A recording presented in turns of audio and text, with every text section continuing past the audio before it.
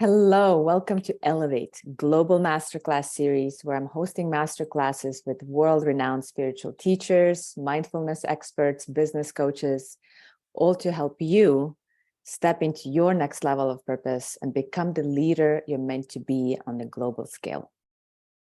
My name is Mikk. I'm founder and CEO of Alignment Institute, and it's my greatest purpose and passion in life to help speakers, coaches, and leaders like you to live the greatest mission and create complete financial freedom by doing what they love. So in this masterclass, I'm excited to be talking about all this and more with another incredible speaker whose name is Valeria Tignini. Valeria Tignini had a spontaneous Kundalini awakening. In other words, Holy Spirit running through her in 2010. She had experienced what some call enlightenment and was activated into the timeless gift of being able to become a conduit to source energy. Her capacity of understanding and mental downloads of universal truths is through her transcendence. She has experienced profound clarity through her energetic activation and tapping into source through visions and sound. Val brings people closer to God or source. She brings others into higher consciousness, healing of the mind and body, and aligning with their soul. Her life is in dedication to serving humanity. Her education comes from lifetime to lifetime, but the highest understanding in connection to source. During today's masterclass, she brings up the divine field of energy so that your soul can awaken and experience a higher level of consciousness.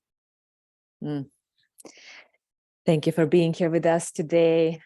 Do you want to be called Valeria or Val? Oh, I think Val is okay. Val, thank you for being with us. Thank you so much. Thank you for that introduction.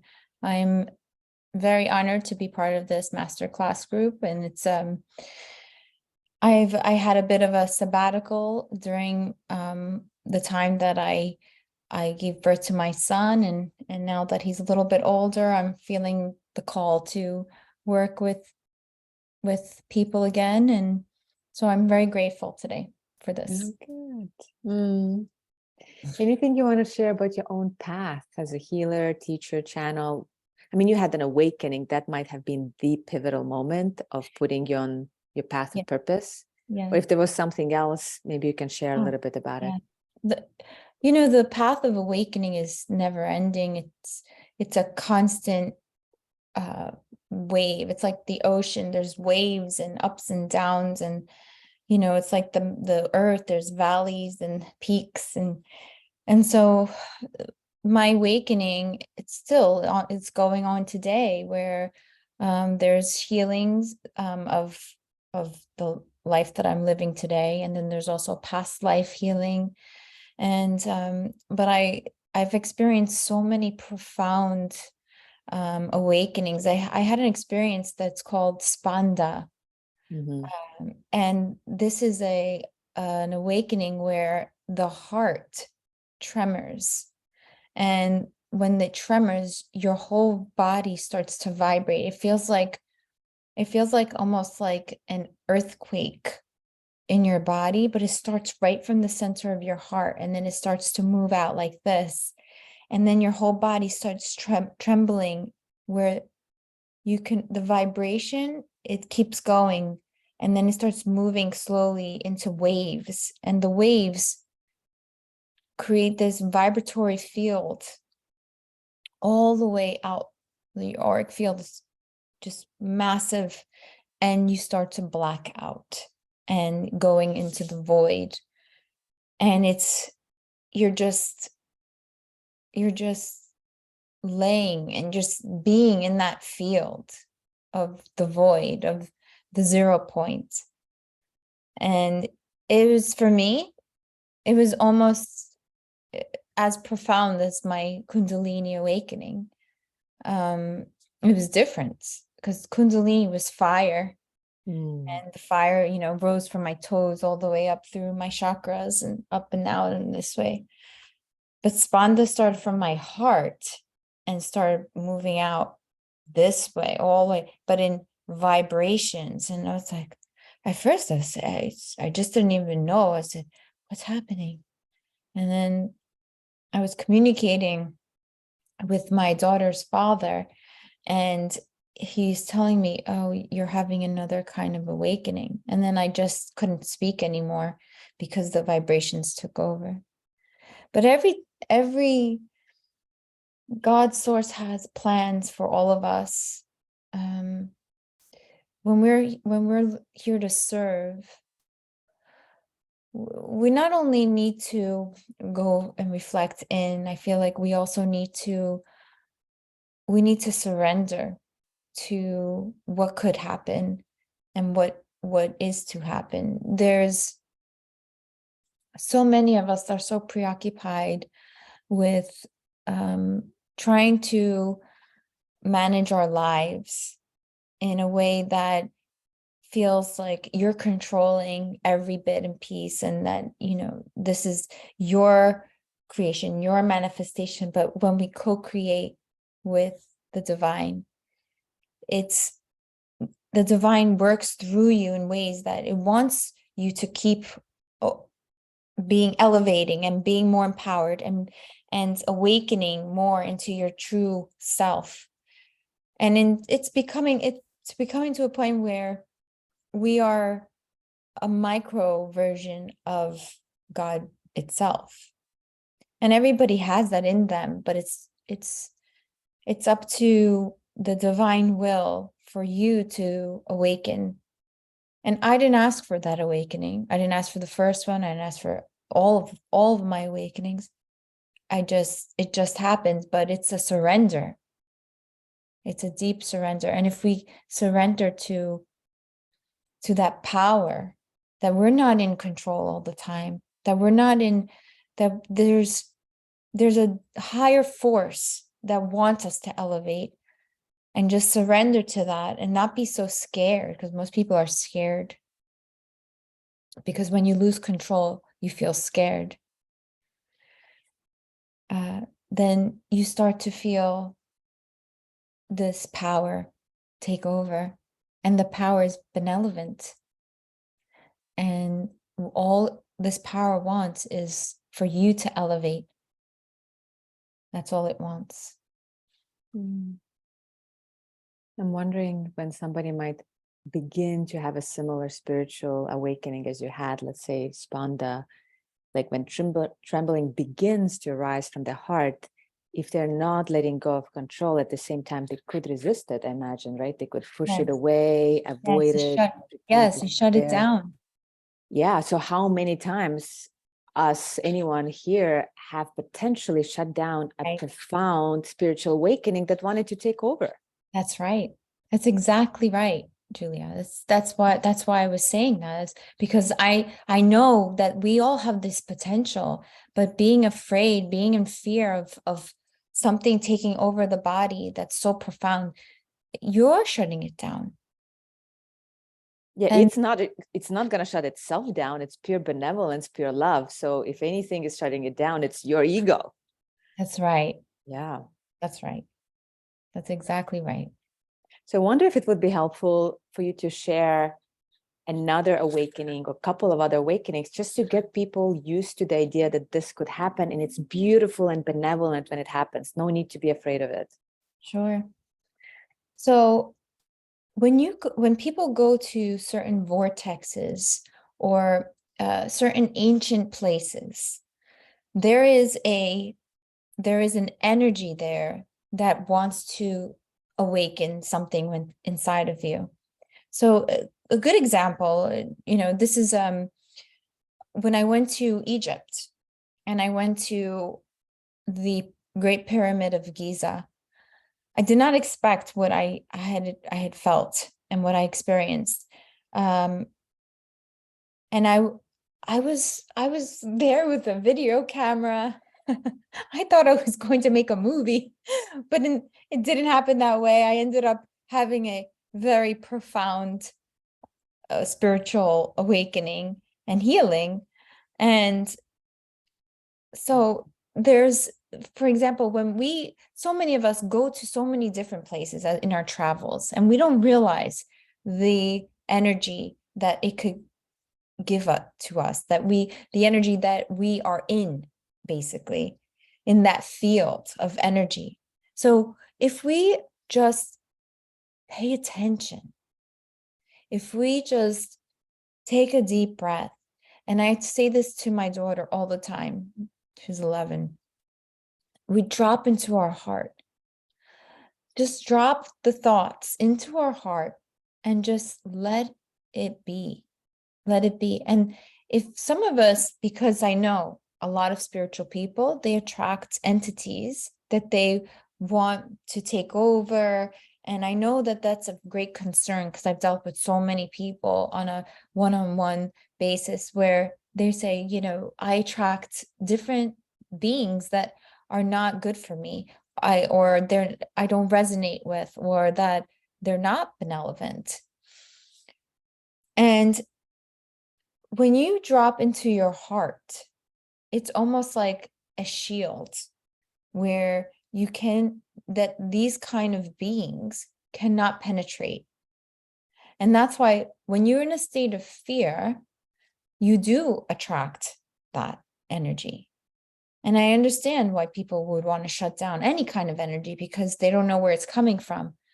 But as soon as you drop into the heart, that resonance of the heart field is so strong that it pushes away any negative beings or any negative energy for that matter. So that is your superpower, is dropping into the heart. And once we can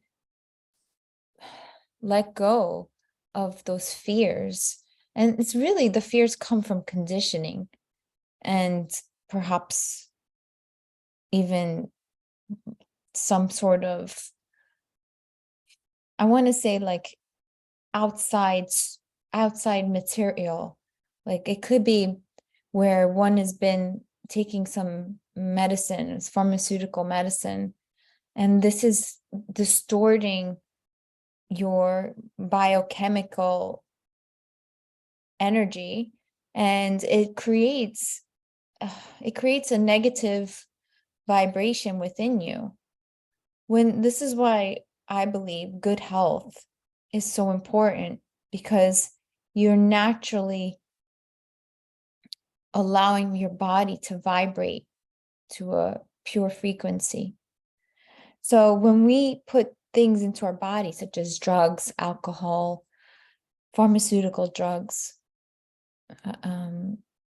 anything, even sugar, caffeine, these kind of things they do something to our brain, they do something to our nervous system, which allows the triggers for fear to become stronger, and instead of allowing for you to be in your heart.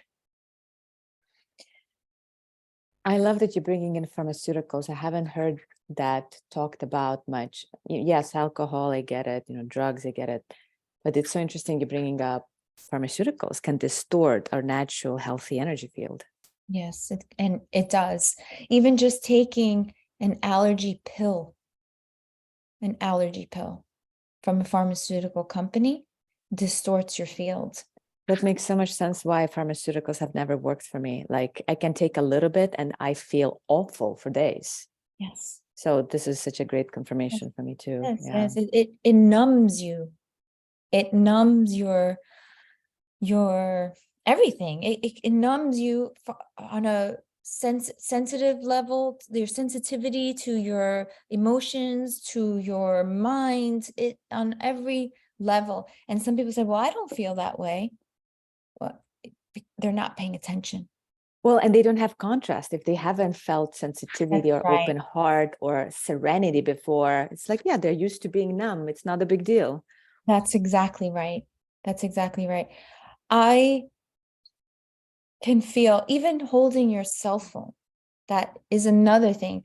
People don't realize how much the electromagnetic field, the EMF from a cell phone, the energy from even just all the electronics around us, how much it affects our field and puts our nervous system on a very, you know, fight or flight um, kind of position where our nervous system is never really relaxed. And of course, if anything that's more, something that's different, something that's not the everyday experience, such as, like, say, going to a vortex and feeling energy, you're not going to feel it so much because you're so used to these dirty vibrations. They're low vibrational frequencies that are constantly being injected. You know, when I carry my phone, first of all, I have something, I know this is like an advertisement almost, but I have this little thing on it where it's the flower of life, and it's like a mandala. But as soon as I held this little thing, I was like, wow, this is amazing. It already cancels out. It cancels out the negative EMF on this phone, which is, we need to pay attention to those things on a daily basis. You know, keeping your phone on your head like this is awful. And I like that you're wearing these pod. You know, everybody's wearing the wireless. It's so bad for you. I can't do it. I get a headache when I wear them. Yeah. So do I. But you get a headache because your body is telling you, no, Julia, do not wear these. Yeah. These can lead to worse problems, not just a headache. It can lead to cancer. And I other often things. talk about how our sensitivity is actually a great power and great gift, because, you know, some people might say, oh, you're just too sensitive. Like, what? You can't even wear headphones. Oh my God.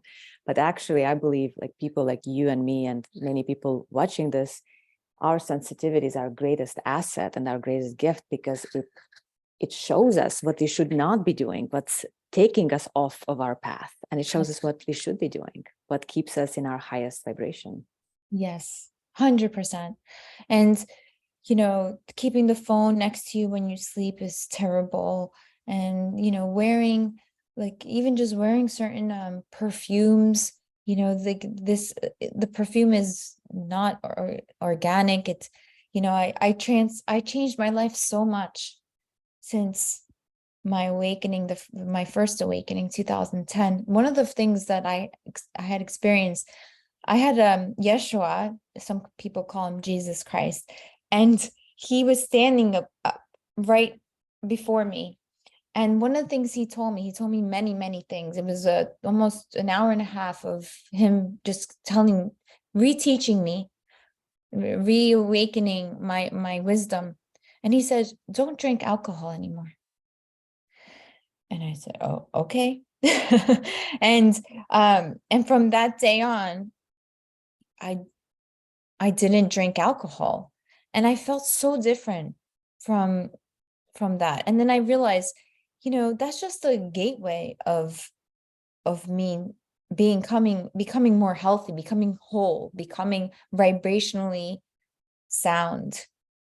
And I started changing so many things in my life, from the jewelry that I would wear. Some jewelry, even that, it holds on to a certain vibrational frequency if it's not pure, in like a silver or gold. Or so there's so many things, the metals that you wear in the body, the plastics, the fibers in your clothing.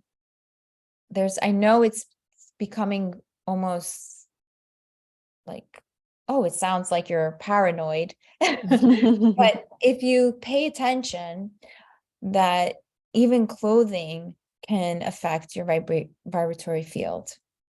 Wearing synthetics, wearing you know, leathers, wearing things like that can definitely change your vibratory field. And leathers are appropriate in certain situations. And that would probably be when you're trying to feel more grounded. But if you're trying to allow your field to grow and be free, then you should be wearing clothing like organic cottons and linens, and even white. And this is why you see this is why you see the Indian sages wearing white linens, white cottons. Wow, I feel like I'm winning here. I'm wearing a cotton and white. Perfect. Do what Julie is doing. I'm just Exactly. joking. Yeah. No, but Yeah, but it's true. it is true. And actually, from the day of my Kundalini awakening, I could not wear black. I couldn't do it anymore. And I was wearing so much white, and I still do, but I was wearing so much white and I could not wear the color black. Yeah.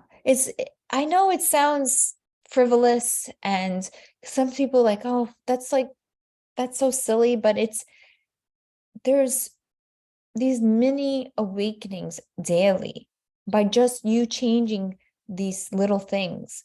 And a lot of people going on a food journey, they're learning that if you eat this, or if you don't eat that, if you fast, if you do this, if you do that, there's so many things, juicing and eating only organic, taking out sugars, paleo, vegetarian, vegan, don't do vegan, don't eat only eat meat. There's so many different ways that you can go. And I say, pay attention to your body. Pay attention when you actually eat what you're eating. What are the organs in your body telling you?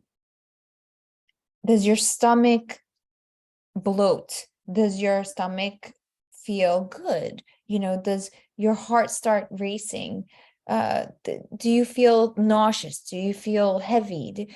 There's all these indications, just like we feel when we have earpods in our ears, or cell phone, or pharmaceutical drug. The food is the same, and we need to pay attention. And that, once you start saying no, if you just reject the food, that no, that food doesn't serve me well, no, and you start pushing, you start to see what you're left with, and then you can say, yes, these are the foods that I can eat.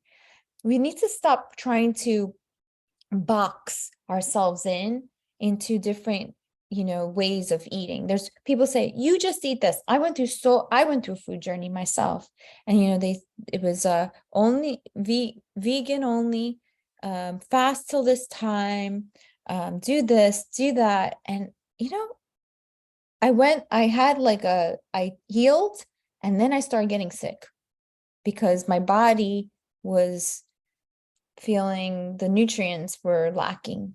And so then I just started incorporating more foods. I said, oh, I can eat this and I can eat that. And this doesn't serve me. So we need to be more fluid with what the spiritual community is serving us. We need to be more consciously aware of who we are, so that we can adjust to our environment, because some of us don't have access to certain foods and certain things. Some of us can't buy certain foods and certain things. There's monetary issues, there's all kinds of issues. So we need to be more fluid with that. I think everything you're sharing is so important, and I imagine people listening can take in what they are ready for. Maybe somebody just needs to work on the level of letting go of the pharmaceutical. This could be already like a radical change. They're not ready to hear anything else you're saying yet.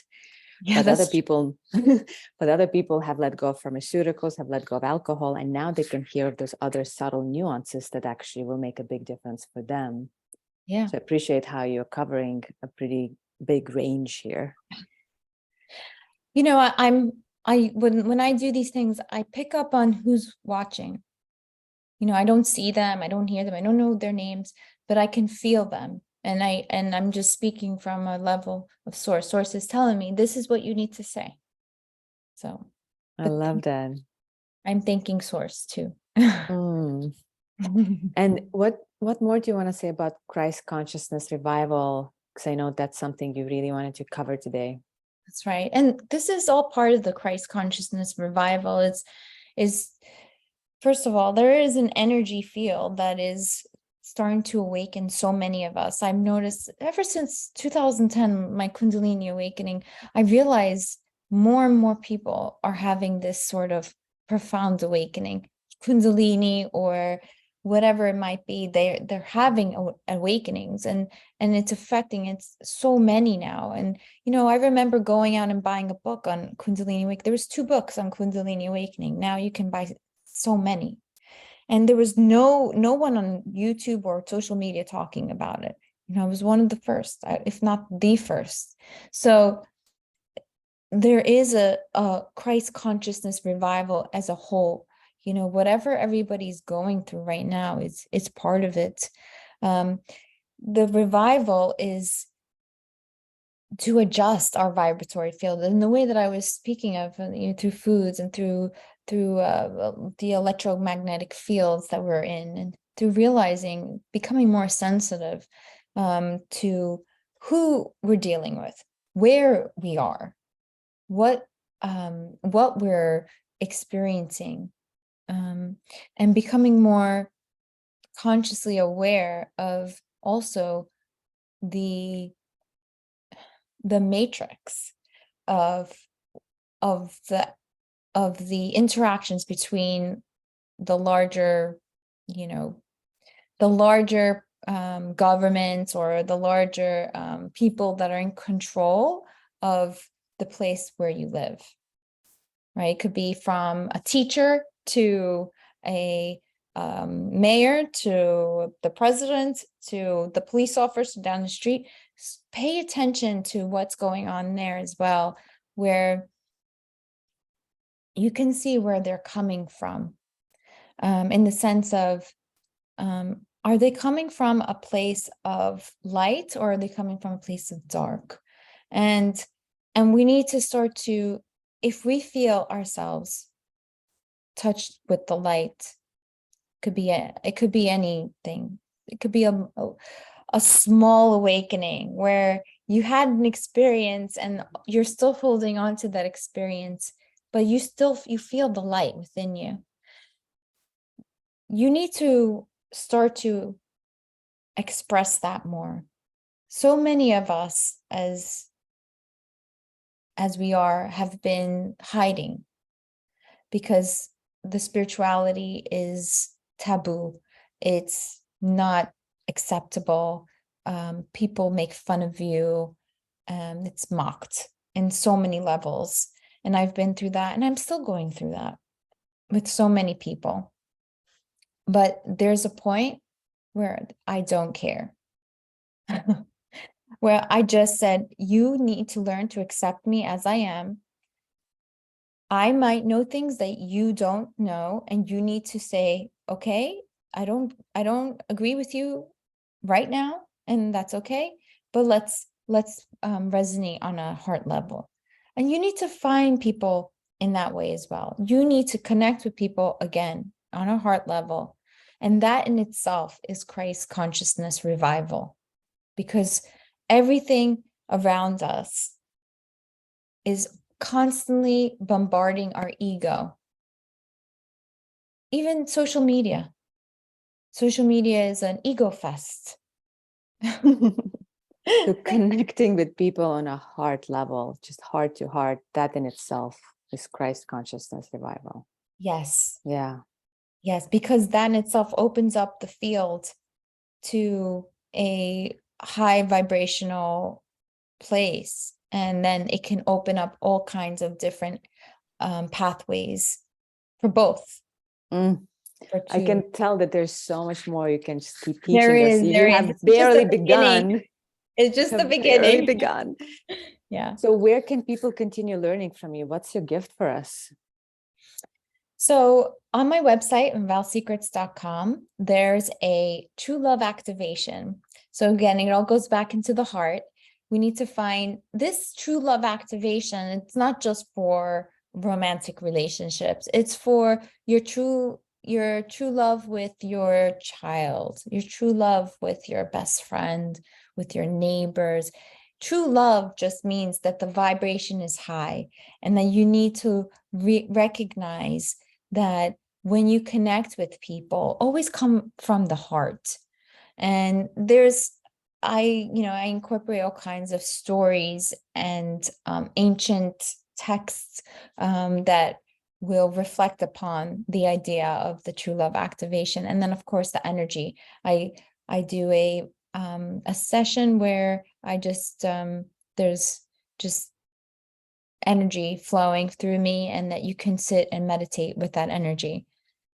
So it's like a transmission that comes through that. Is it audio recording or video? It's an audio, yeah. So you can hear it anywhere. You can hear it off of your laptop or your cell phone anywhere you go. But I recommend not driving during that time. Yeah. In case a profound spiritual awakening happens, Yes. you want to not control it, but surrender to it. Exactly. Yeah, deeply and humbly. Thank you for that. I mean, we are talking to coaches, speakers, leaders here who want to make a difference on a global scale. And what could be more important than them making a difference from the place of Christ consciousness within? So the true love is what moves their actions and creates through them in the world. So thank you so much for this gift. The gift will be awaiting you right underneath this video. Just go to the button below, click on it, and it will take you straight to this gift, True Love Activation. There you can sign up and receive that gift right away. Thank you so much, Julia. Thank you so much. Thank you. So beautiful. Any last words before we say goodbye? I just want you to remember who you truly are, that you are love, and that you are always going to be in a good place if you find the love within yourself and in others. There's always been a good place when you find love in yourself and in others. And so it is. Thank you so much, Valeria. Val, thank you, thank you, thank you. Wishing everyone beautiful, love-filled rest of the day. Yes. See you soon.